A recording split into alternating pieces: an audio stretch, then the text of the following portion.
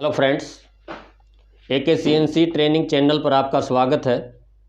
Friends, आज हम इस वीडियो में देखेंगे कि जो टर्निंग टूल होल्डर है जो आप डिपार्टमेंट में यूज करते हैं उस पे जो नंबरिंग लिखी होती है एक MVJNR 2020K16, तो उसका मतलब क्या है, उसके बारे में आज हम फुल डिटेल से जानेंगे।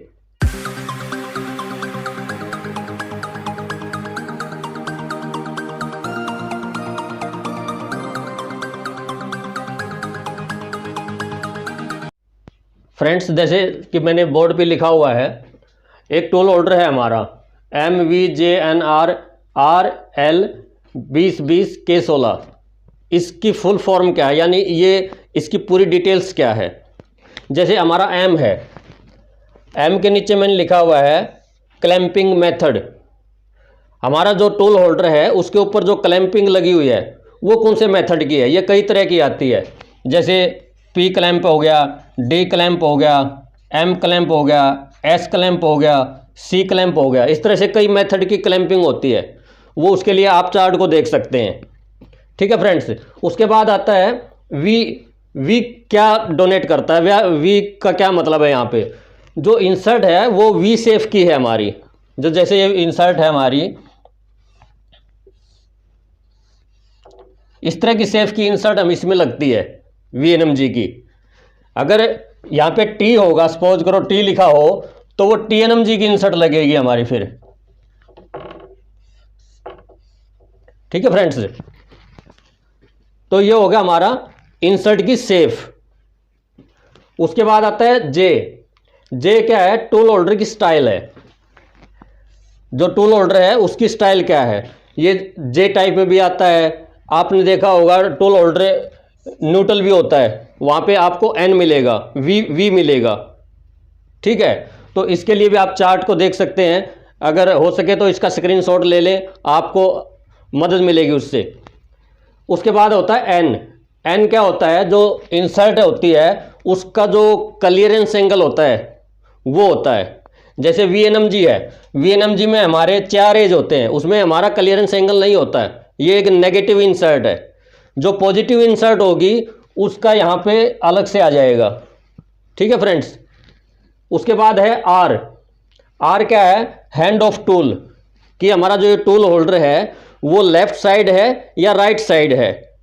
तीन तरह के टूल आते हैं, लेफ्ट साइड, राइट साइड और न्यूट्रल।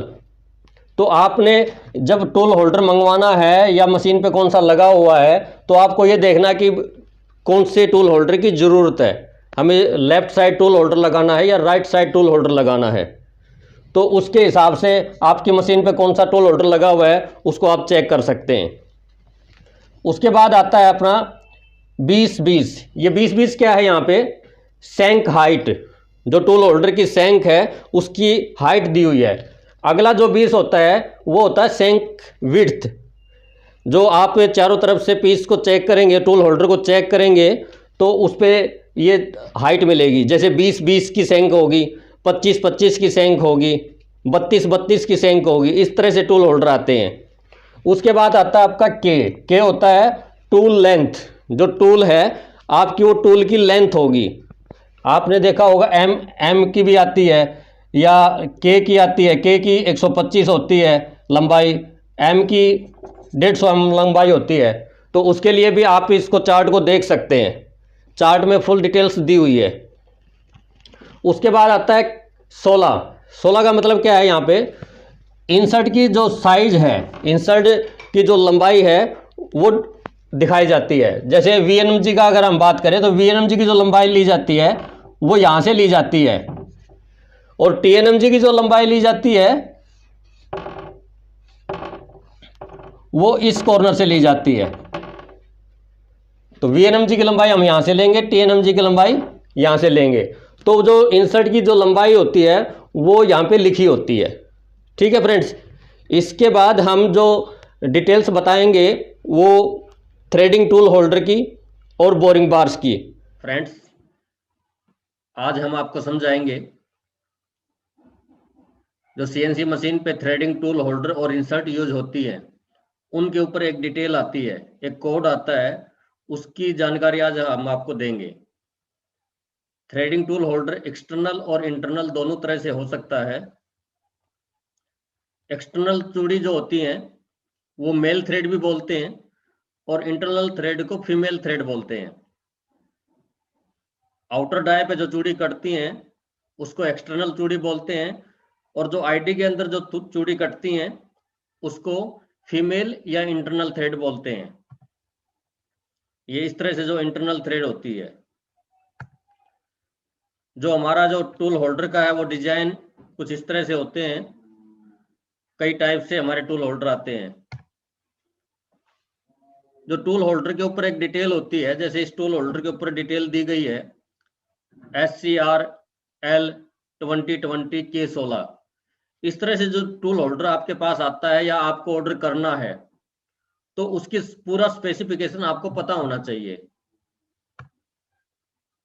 जैसे इसका एक एक जो पूरा डिस्क्रिप्शन हम आपको अभी समझा रहे हैं।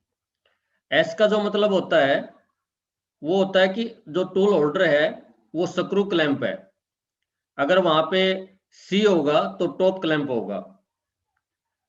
अगला है ई। ई का मतलब है वो एक्सटर्नल थ्रेड है। जो टूल होल्डर है वो एक्सटर्नल चूड़ी काटने के लिए है। अगर वहां पे आई होगा तो इसका मतलब होगा कि वो इंटरनल थ्रेड काटने के लिए है। फिर है आर। आर का मतलब है कि आर या तो राइट हैंड टूल है या लेफ्ट हैंड टूल है। यहाँ पे अगर आर दिया हुआ है तो वो जो टूल होल्डर है वो हमारा राइट साइड है। उसके बाद 2020 जो उसका टूल होल्डर का सेंक और विड्थ होती है वो हमारी 20-20 की होती है। 16-16 में भी आती है, 20-20 में भी आती है, 25-25 में भी आती है। ये टूल होल्डर की सेंक होती है। उससे अगला है के। जो टूल होल्डर की लंबाई है के होगी तो 125, एम होगी तो 150। ये टूल होल्डर की जो लंबाइयां हैं उसके हिसाब से आता है। अगला है 16। जो इंसर्ट है हमारी उसकी जो लंबाई है वो 16 है। 11 की है, 16 की है या 22 की है, 27 की है। इस तरह से हमारा जो इंसर्ट आती है थ्रेडिंग वो आती है। स्टार्टिंग का जो लेटर होता है वो ये बताता है कि उस टूल होल्डर का क्लैंप सिस्टम कैसा है, क्लैंपिंग मेथड कैसा है। तो यहाँ सी आया है। सी का मतलब है कि टॉप क्लैंप है। पहले वाले में एस आया था वो स्क्रू क्लैंप है। फिर यहाँ पे ई लिखा हुआ है। ई का मतलब है कि जो टूल होल्डर है वो एक्सटर्नल चूड़ी काटने के लिए है। आर जो टूल होल्डर है वो राइट साइड है। 2020 जो हमारे टूल होल्डर की सेंक और विड्थ है वो 25x25 की है। एम जो है हमारा जो टूल होल्डर की जो लंबाई है वो है 16। हमारी जो इंसर्ट है, इंसर्ट की जो लेंथ होती है वो वाली दी गई है।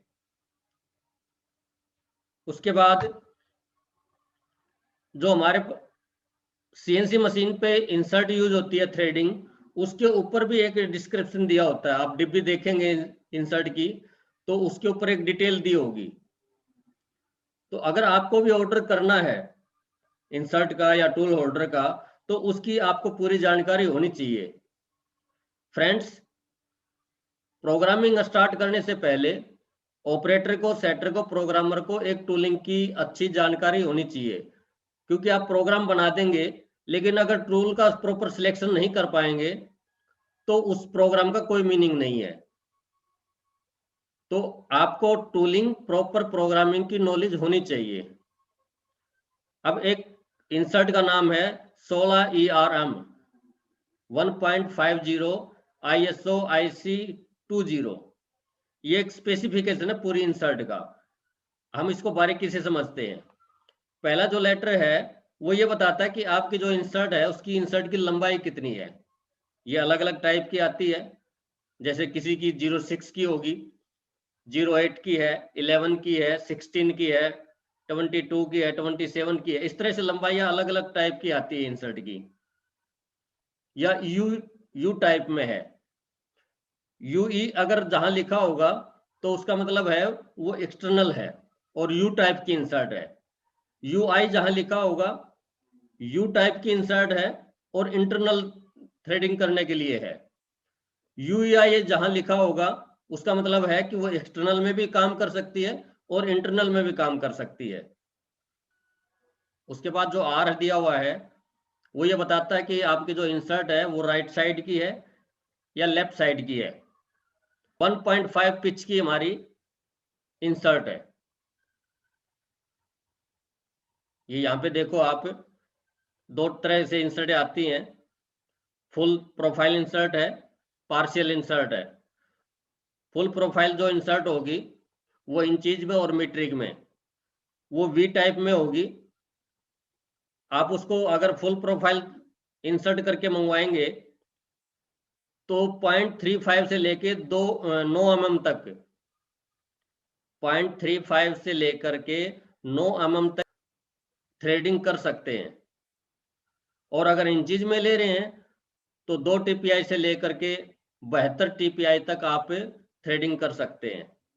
उसी तरह से जब पार्शियल प्रोफाइल इंसर्ट लेंगे तो उसमें ये देखो आप, यहाँ पे ए लिखा हुआ है। ए का मतलब क्या है कि अगर आप ISO मीट्रिक थ्रेड में ले रहे हैं तो 0.5 से लेके वो 1.5 mm तक आपका ऑपरेशन में काम आएगी। अगर इन चीज में ले रहे हैं तो 16 से लेके 48 TPI तक वो चूड़ी काट सकती है। एजी टाइप वाली अगर इंसर्ट आप लेंगे तो 0.5 से लेके 3 mm तक की वो थ्रेड काट देगी। और इंचीज में अगर लेंगे तो 8 से लेके 48 TPI तक। उसके बाद जी टाइप में है, 0.175 से लेके 3 mm तक की चूड़ी काट सकती है। जो हमारी ये रेंज दी होती है ना, इससे हम कम तो काट सकते हैं लेकिन उससे ज्यादा की चूड़ी नहीं काट सकते। सपोज करो आपके पास ए टाइप की इंसर्ट है तो उससे आप 2 पिच की थ्रेड नहीं काट सकते, उससे कम की काट सकते हैं। इसी तरह से इसका ये इस तरह से नंबरिंग होती है। फिर आता है आपका ISO या इंचीज मीट्रिक थ्रेड कौन सी है। पार्शियल प्रोफाइल थ्रेड है जो आपकी 60 एंगल की है, 55 एंगल की है, या ISO मीट्रिक थ्रेड है, U1 थ्रेड है, BSPT थ्रेड है। इस तरह से काफी टाइप की थ्रेड हमारे पास होती है। उसके बाद इंसर्ट का जो ग्रेड है वो आता है, जैसे यहाँ पे IC20 लिखा हुआ है, ये इस्कार का एक ग्रेड है, इस्कार कंपनी का।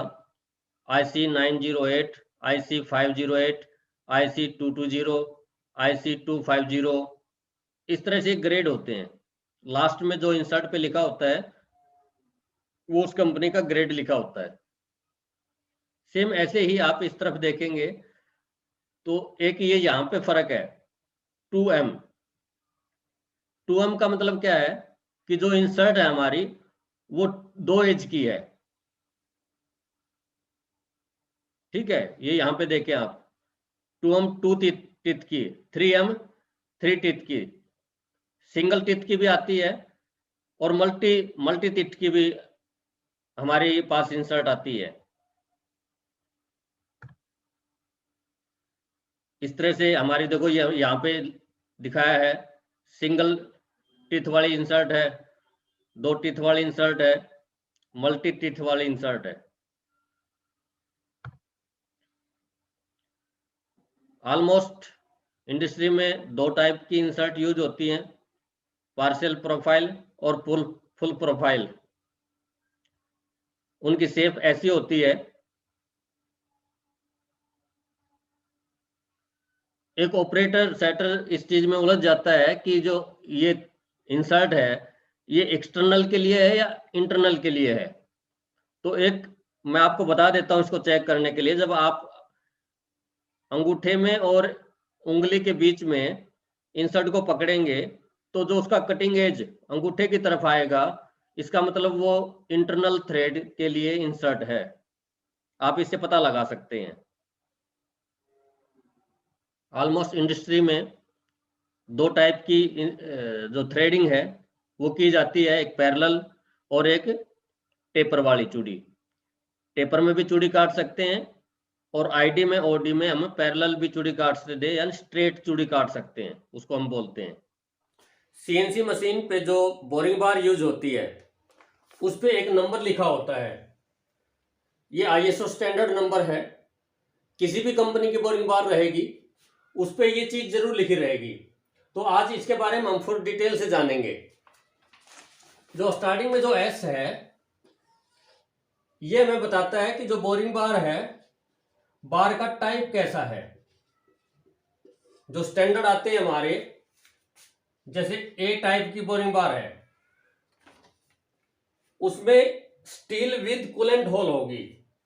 जो ए जिस पे लिखा होगा स्टार्टिंग में, उस पे स्टील विद, उसके अंदर होल होगा जिसमें से कटिंग होल आएगा।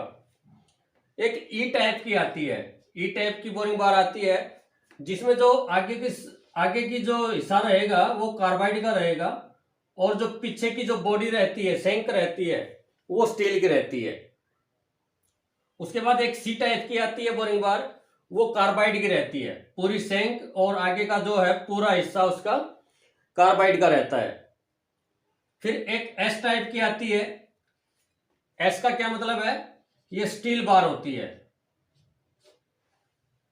और अगर कहीं एक्स मिले तो एक्स का मतलब होता है वो अदर मीन्स वो किसी स्पेशल रिक्वायरमेंट के हिसाब से बनवाई गई है। ठीक है फ्रेंड्स।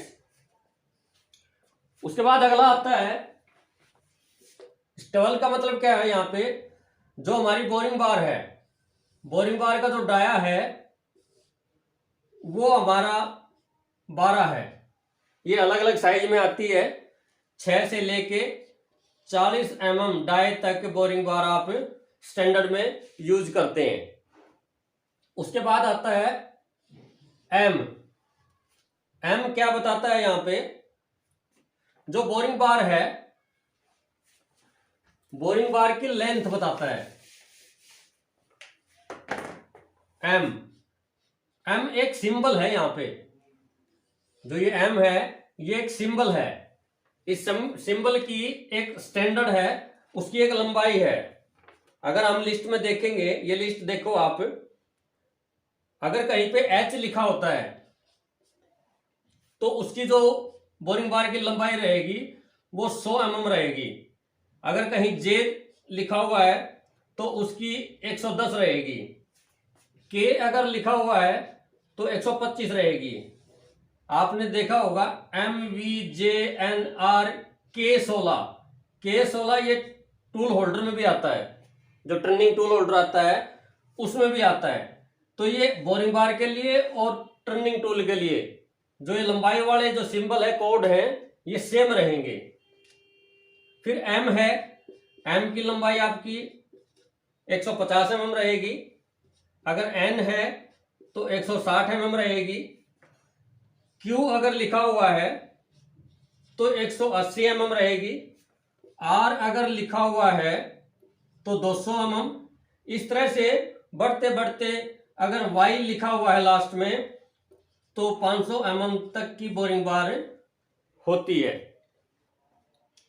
वो जैसा उस पे बोरिंग बार पे लिखा होगा वो उस हिसाब से आपको उसमें चेक करनी है। इसके बाद आता है फ्रेंड्स एस। एस का क्या मतलब है, यहां पे जो आपका जो क्लैंपिंग मेथड है, क्लैंपिंग मेथड, ये 3-4 तरह से हमारा स्टैंडर्ड आता है। जैसे अगर कहीं पे सी अगर लिखा हुआ है तो वो है टॉप क्लैंप, और डी अगर लिखा हुआ है तो वो डबल क्लैंप वाले है, यानी उसकी जो इंसर्ट है वो भी क्लैंप होगी और ऊपर से भी इंसर्ट टॉप क्लैंप से क्लैंप होगी। फिर आता है एम। अगर कहीं पे एम दिया हुआ है तो क्लैंप विद लॉक पिन, जो इंसर्ट है वो लॉक पिन से टाइट होगी और ऊपर से भी क्लैंप होगा। अगर कहीं पे पी दिया हुआ है तो होल क्लैंप है, लीवर के साथ ये टाइट होती है इंसर्ट। और एस दिया हुआ है तो इसका मतलब होता है कि इंसर्ट हमारी केवल और केवल स्क्रू से टाइट है। ठीक है फ्रेंड्स। इसके बाद आता है हमारा टी। टी बताता है कि ये जो बोरिंग बार है इसमें इंसर्ट कौन सी लगेगी, इंसर्ट की टाइप। जैसे यहां पे टी दिया हुआ है तो इसमें लगेगी हमारी या तो TCMT लगेगी या TNMG लगेगी। इसके अलावा WNMG की बोरिंग बार होती है, VNMG की भी बोरिंग बार होती है, DCMT की बोरिंग बार होती है, CCMT इंसर्ट की बोरिंग बार होती है, SNMG इंसर्ट की बोरिंग बार। ये यहां पे यानी इसका मतलब क्या है, ये इंसर्ट की शेप बताती है यहां पे। उसके बाद आता है F। F क्या बताता है हमारे को यहां पे,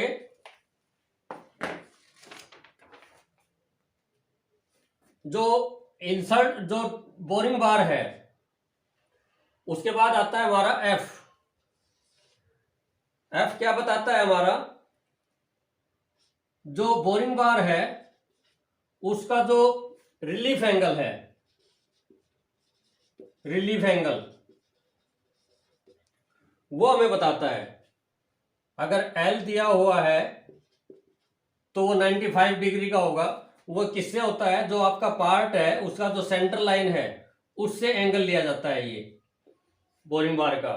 अगर J है तो 142 डिग्री रहेगी, F है तो 90 डिग्री रहेगी, K है तो 75 डिग्री रहेगा, Z है तो 93 डिग्री रहेगी।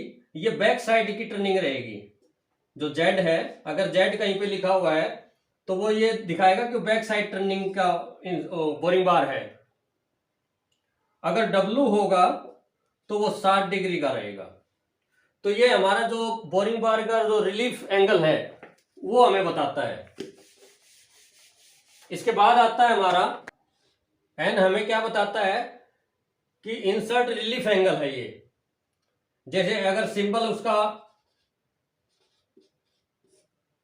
अगर A है तो 3 डिग्री का क्लियरेंस एंगल रहेगा, B है तो 5 डिग्री का रहेगा, C है तो 7 डिग्री का रहेगा, D अगर लिखा हुआ है तो 15 डिग्री का रहेगा, E अगर लिखा हुआ है तो 20 डिग्री का रहेगा, F अगर लिखा हुआ है तो 25 डिग्री, G अगर लिखा हुआ है तो 30 डिग्री, P अगर लिखा हुआ है तो 11 डिग्री और O लिखा हुआ है तो इसका मतलब यह है कि ये डिफाइन नहीं है, ये स्पेशल पर्पस से बनवाई गई इंसर्ट है।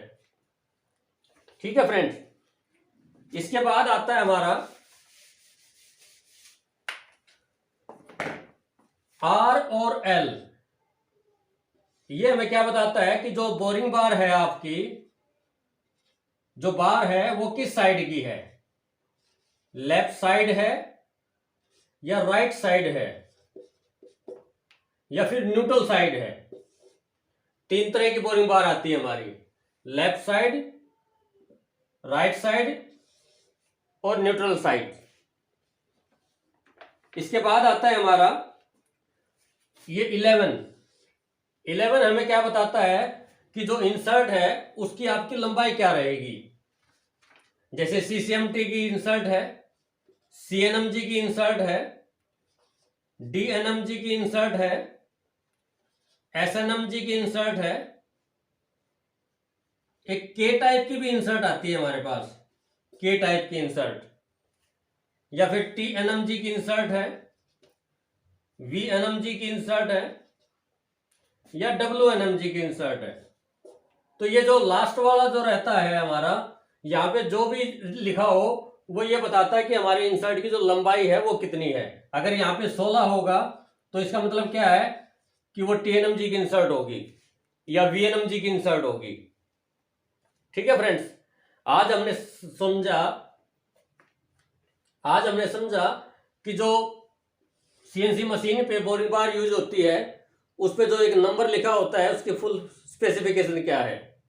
फ्रेंड्स, अगर आपने हमारा चैनल सब्सक्राइब नहीं किया है तो आप उसे सब्सक्राइब करें ताकि हमारी आने वाली हर वीडियो का नोटिफिकेशन आपको मिलता रहे।